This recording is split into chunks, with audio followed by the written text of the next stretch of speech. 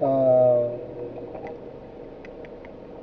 we're going to talk about CompTIA Network Plus and 10 dash, ay hindi pala dash to, 001, implementing IPv4 network services. Welcome to the Implementing IPv4 Network Services Practice Lab. In this module, you will be provided with the instruction and devices needed to develop your hands-on skills.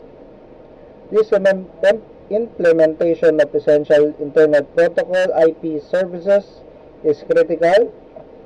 IPv4, the foundation protocol that has been the backbone of the Internet, continues to play a crucial role in aiding the communication between devices by assigning unique addresses to each one.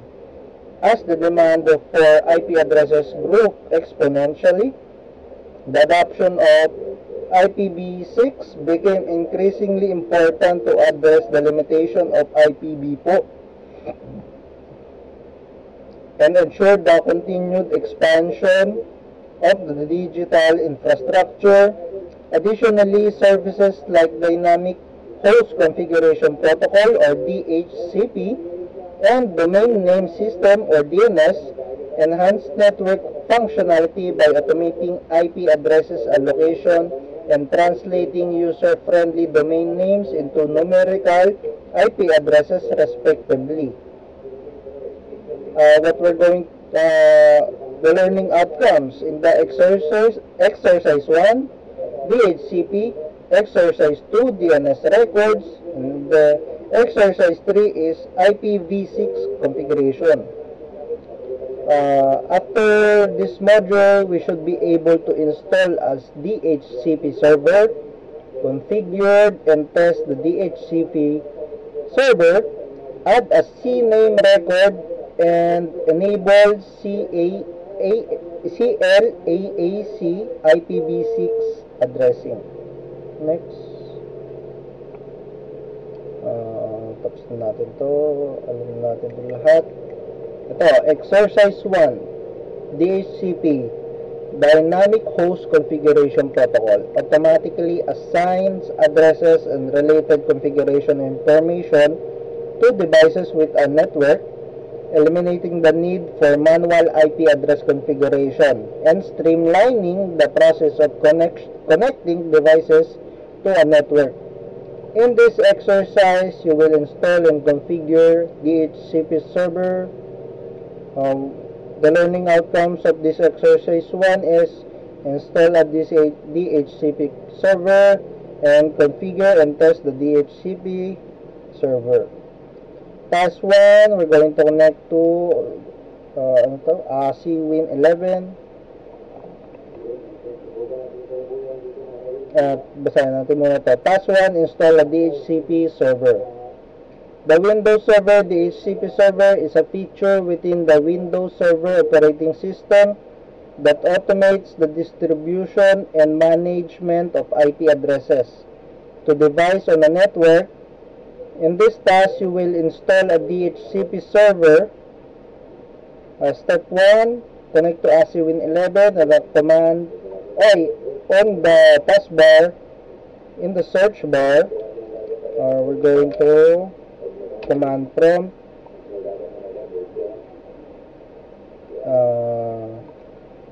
Type natin yung ipconfig /all.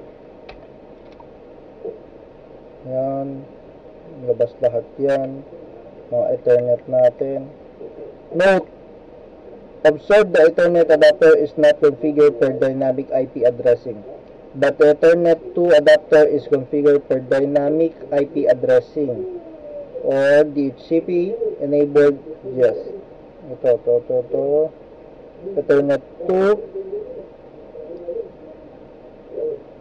DHCP enabled. DHCP enabled. Ito. Naka-yes siya. This means that once a DHCP server is configured, the Ethernet 2 adapter will receive an IP address. Okay. going to connect to ACID M01. ACID M01. On the server manager dashboard window, select add roles and features. Ito, add roles and features raw.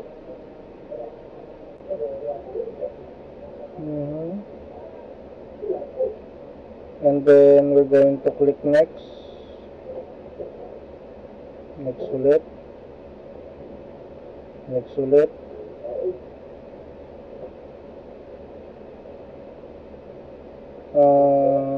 In the add roles,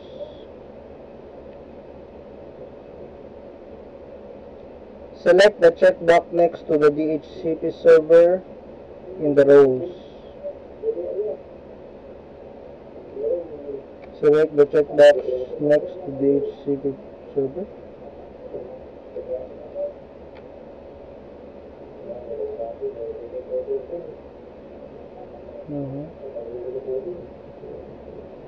And then add features.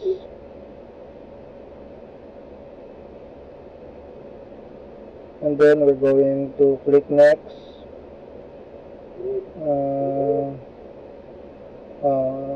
Next ulit.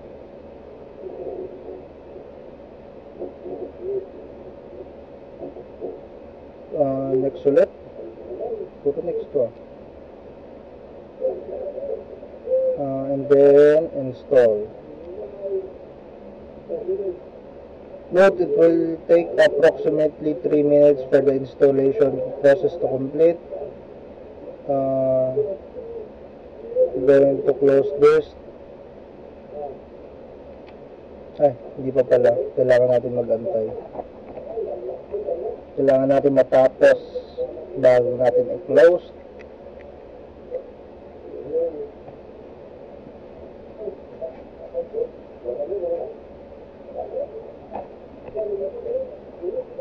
Wait lang natin. Yan na, tapos na. Close na natin. In the server manager dashboard, select the notification flag icon. Asa yung notification flag icon? Ito. Notification flag icon. And then select complete DHCP configuration.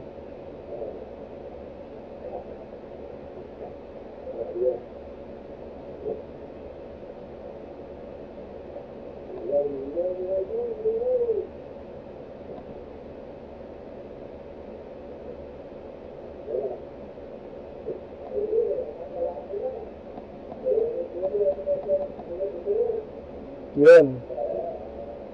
Napindot na natin.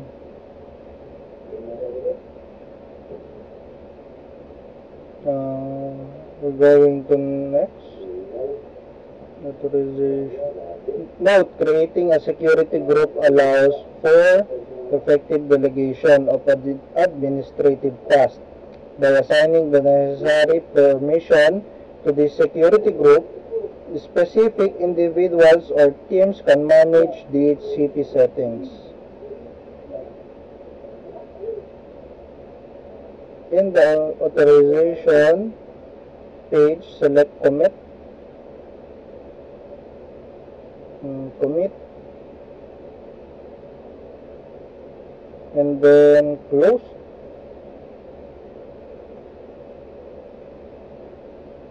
And task 2, configure and test the DHCP server. To test a DHCP server, you will use a client device within the network and verify it successfully obtains an IP address, subnet, mask, and other configuration parameters automatically. In this task, you will configure and test the DHCP server. Ensure you are connected to ACID M01.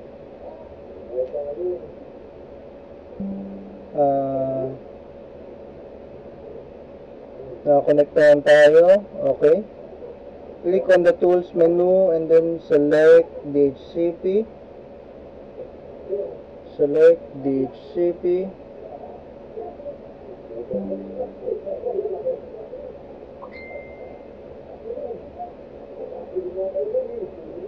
Siguro lag lang. Ayun, yan. In the DHCP windows, on the DHCP pane, select natin to. Tapos, right-click on the IPv4 next to new scope. Ito.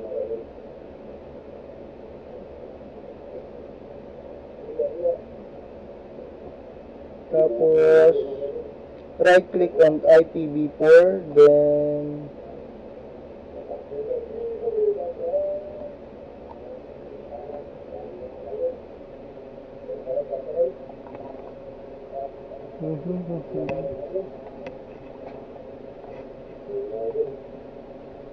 yun, new scope. Note, a DHCP scope defines a range of IP addresses that DHCP can dynamically assign to devices on specific subnet within a network. In the new scope wizard, click next.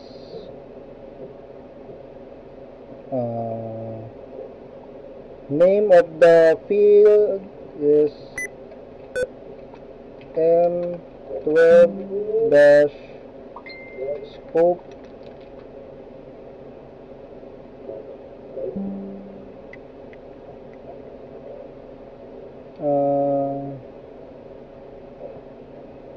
Next na naman natin. Next pala natin to. The start IP address is 192.168.0 and 25.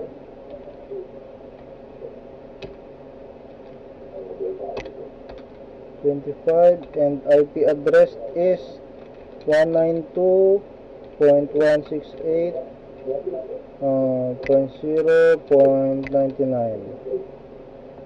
And then we're going to click next.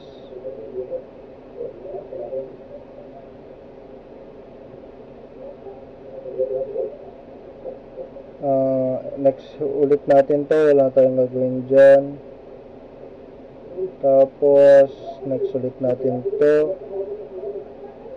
Tapos note, DHCP list duration is the period of time for which a dynamically assigned IP address is valid for a device within a network, after which is must be renew or reassign.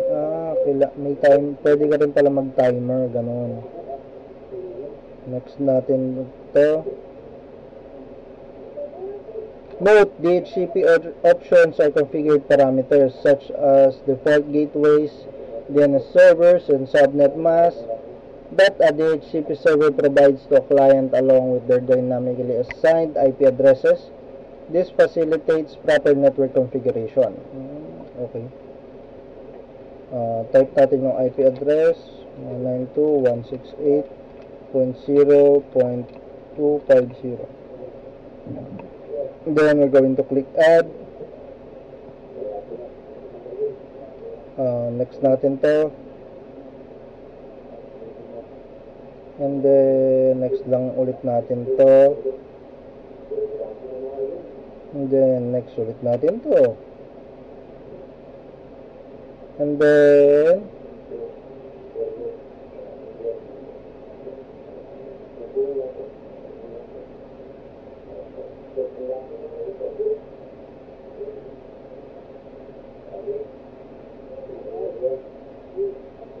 pagkatapos natin doon, wait lang, back natin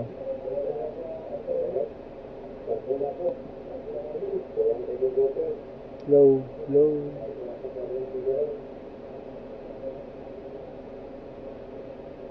Ito pala. Punta tayo sa ASIWIN 11 pala muna. Tapos Wireshark tayo, Wireshark. Dito tayo sa Wireshark. Note, Wireshark will be used to capture the packets associated with an IP address being issued by DHCP server. In Wireshark, double-click on the Internet adapter to start, and then ACID M01, then we're going to click next, then finish. Magka-capture tayo ng IP address dyan and the ACWin 11. In the taskbar, select command prompt cmd, and then ipconfig /renew,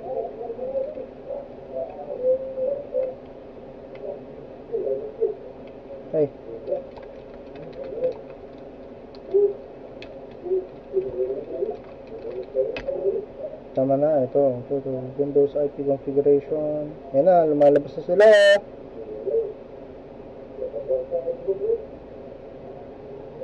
Ito yung sinulat natin, no? Yung sa Ethernet 2 IPv4 192.168.0.95. The ipconfig renew command in the Windows is used to renew the DHCP list of a network interface, requesting a new IP address configuration from the DHCP server. Observe the Ethernet 2 adapter has now been issued with an IP address from the DHCP scope. Kailangan natin i-renew pala yun. Punta tayo sa Wireshark, and then we're going to stop capturing packets, and then type DHCP. And then note, DORA is an acronym representing the four-step process of DHCP. In Wireshark, observe the DORA process through DHCP packets: discover, offer, request, act. Act ba yan? In the Wireshark, select the DHCP 8 frame. In the frame, select the dynamic host configuration 8, and then note, scroll down to observe the DHCP server. DHCP server information and options provided to the client during the IP address assignment process. Next, observe the IP address on the DHCP server. Connect to ACID M01. Wait lang, observe natin ito. Dito tayo sa baba.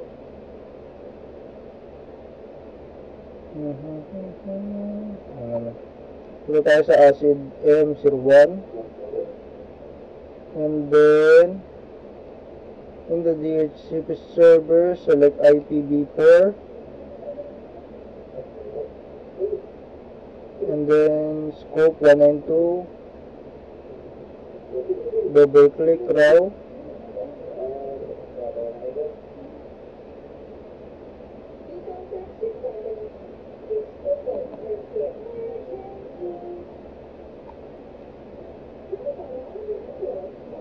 double click yun.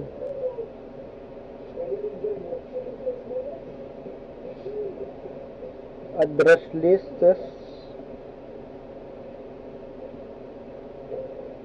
and then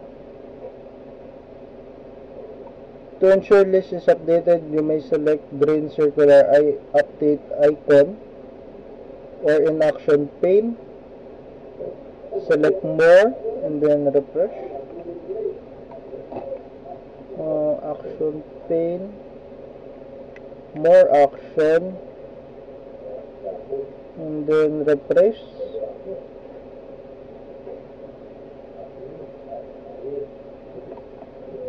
Once complete, observe that the two IP address has been issued by the DHCP server.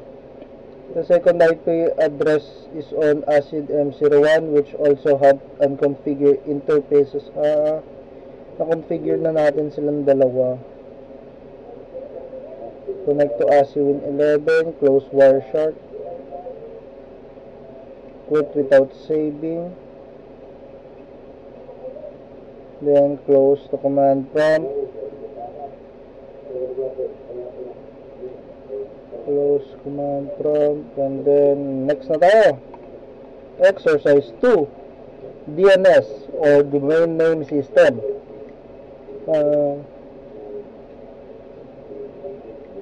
In records translate human readable domains name into numerical IP addresses. Various type of DNS records serve distinct purposes, including the address A record, which map a domain name to an IPv4 address, and the mail exchanger or MX record, which specifies mail servers for the domain.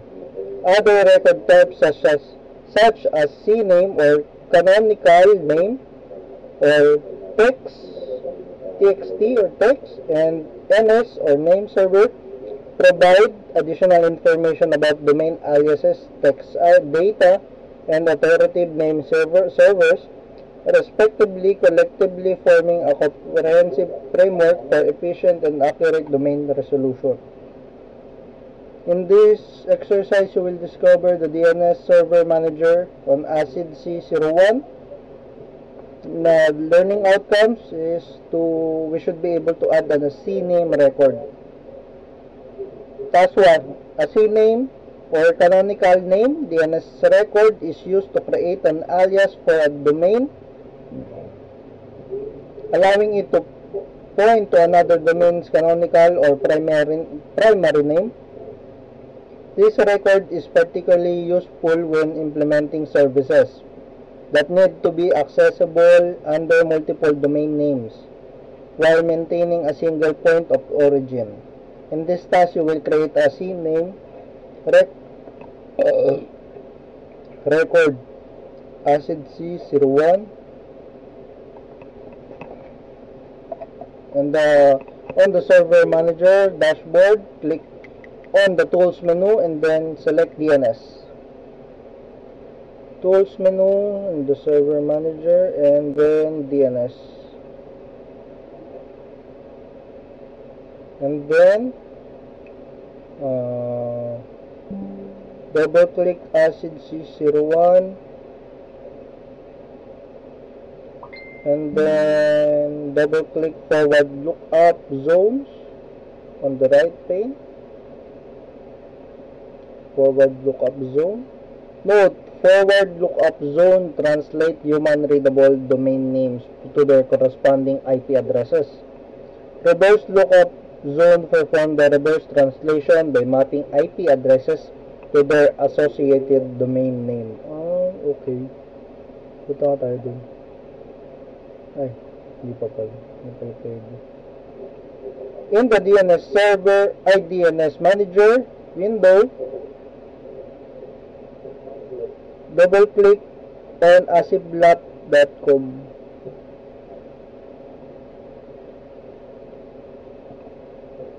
And then in the DNS manager, DNS pane, right click on aciblab, then select new alias CNAME.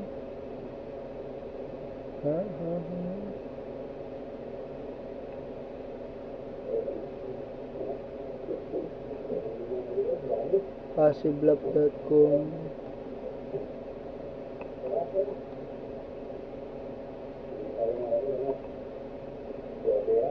Mag right click yun, new alias, then M2 CNAME, M12 CNAME, then click browse, Note, the alias M12C will be associated with the ACID C01A record. Okay.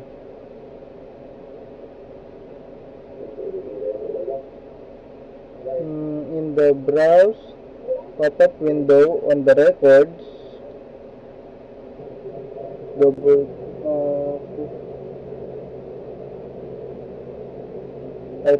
double click natin to, then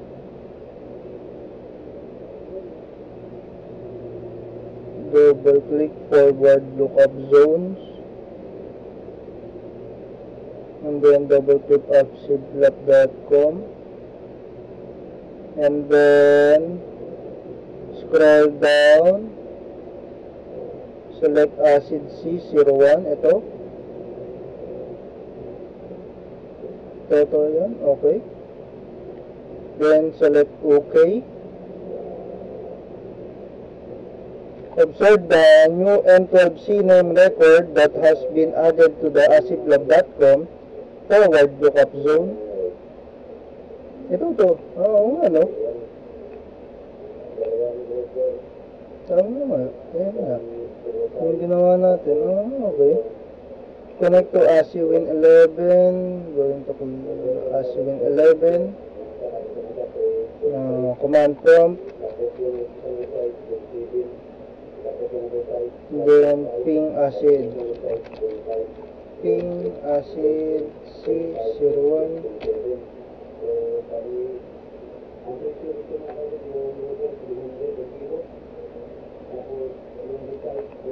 Ayan o. Ito. Gumagana na siya. Gumagana na. Nagre-record ba? Nagre-record. Note, the DNS-A record that already existed in the forward lookup zone enables pinging via ACID C01 name. Okay. Ito, ping naman natin yung yung ginawa natin. Ping M12 ping M12 dash C name.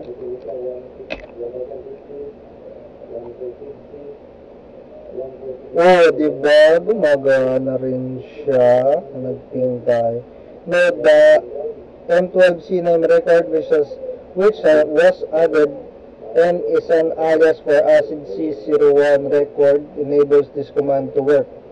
Observe that the ping returns where each command come from. Close natin to. Connect natin to sa ACID C01. X natin. Close the DNS, and then next. Exercise 3 naman tayo. IPv6 configuration. IPv6 configuration with dual stack involves the simultaneous support of both IPv4 and IPv6 protocols on a network interface, allowing devices to communicate using either protocol as needed. Stateless address auto configuration, or CLAC is a method in IPv6 where devices automatically configure their own addresses by combining the network prefix received from the router with their interface identifier. This simplifies the assignment process without the need for a DHCP server. In this exercise, you will enable CLAC and create a dual stack network interface. Learning outcome. After completing this exercise, we should be able to enable CLAC IPv6 addressing. Task 1. Enable CLAC IPv6 addressing. Stateless addressing auto configuration, or in short CLAC, allows the devices to automatically configure their IP addresses without the need for a DHCP v6 server. Windows operating system use CLAC in conjunction with router advertisement to derive the network prefix and create unique interface identifiers for IPv6 addresses. In this task, you will enable CLAC IPv6 addressing. Step 1, connect to ACID C01. Connect natin to. And then, command prompt.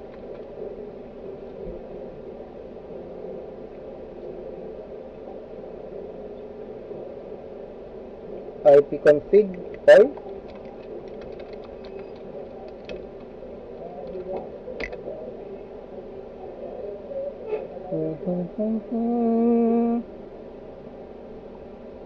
Note the ipconfig all command in Windows provide network configuration detail including IP addresses, subnet mask, default gateways, and DNS server information.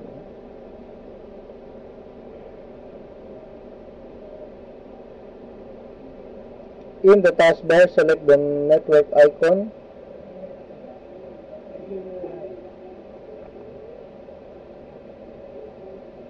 Then select network and internet settings. And then change adapter options. And then Ethernet. Select right click pala to, right click, and then properties, and then step 6, check next to the internet protocol version 6. Ito, na-check na natin. Then select properties. Then select properties. Step 7, step 7, configuring THCP or IPv6 settings allows users to set parameters such as IPv6 addresses, gateway information, and DNS server preferences for specific network interface. Observe that the interface is configured to obtain its own IPv6 address automatically. This employs CLAC in the Internet Protocol version 6 or TCP IPv6 properties window. Select cancel. Cancel raw natin. And then we're going to select OK. In the taskbar, select command prompt. Tapos, ipconfig naman na ulit natin to. Yan, natin na ano yan. Tingnan natin kung anong lalabas dito. Ayun, iba na. Nag-iba na siya. Yan o, nag-iba na siya.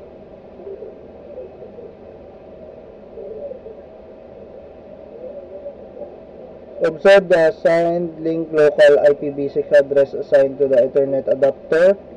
Combined with the already configured IPv6, this creates a dual stack for Ethernet interface. Mag-i-stack siya. Okay.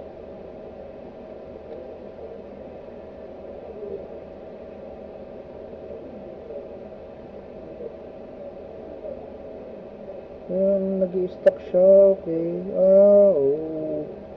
Ayun pala yun. Close the command prompt window.